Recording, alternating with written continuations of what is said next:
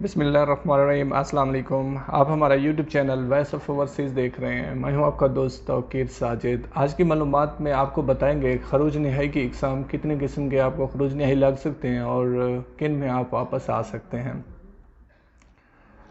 बलाग हरूब के बारे में बताना है कि नए कानून में इसकी मज़ीद क्या तफसीलात हैं और SOPs की खिलाफ वर्दियाँ हुई हैं और कोरोना की तफसील ये इस वीडियो का हिस्सा है।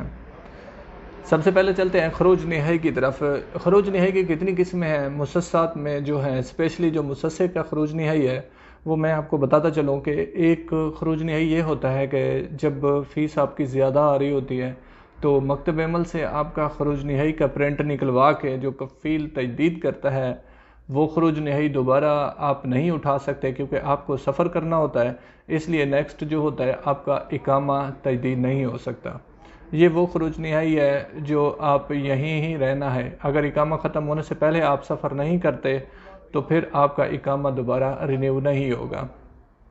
इसको कहते हैं रुख्स अमल का जो खरूज नहाई लगाते हैं।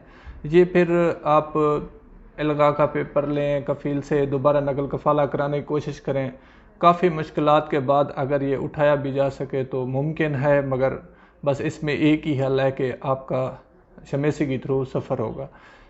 शमेसी की बरास्ता शमेसी आप जब जाते हैं खरूज नहाई, तो इस खरूज नहाई के तहत जब आप जाएंगे तो आप 5 साल के बाद वापस आ सकते हैं।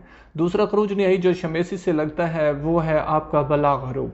कफ़ील जो आपको बलाग कर देता है उसमें आप अब कभी भी वापस नहीं आ सकते। ये नए कानून में है कि आप दोबारा वापस नहीं आ सकते। न्यू ईयर 2021 से ये जारी है कि आपका बलाग आए तो आप कभी भी वापस नहीं आ सकते।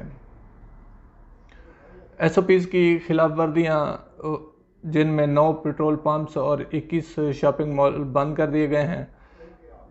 कोरोना की तफसीलात की तरफ चलते हैं। आज न्यू केसेस जो हैं 367 हुए हैं और रिकवर जो हैं 277 हैं। अमवात 7 हैं। अल्लाह ताला उनकी मग़फ़िरत फरमाए। अल रियाज़ में 165 केसेस रिकॉर्ड हुए हैं। शिरकिया में 74, मक्का मुकरमा में 48, अल गसीम में 18, हायल में 15, असीर में 12, मदीना मुनव्वरा में 11, तबूक में 9, हदूद शुमालिया में 6, अल जूफ में 4, निजरान में 3, जज़ान में 3, अल बहा में 2। ये आज के केसेस रिकॉर्ड हुए हैं।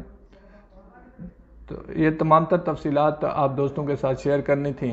अपना बहुत सारा ख्याल रखिएगा। अल्लाह निगहबान। अस्सलाम वालेकुम।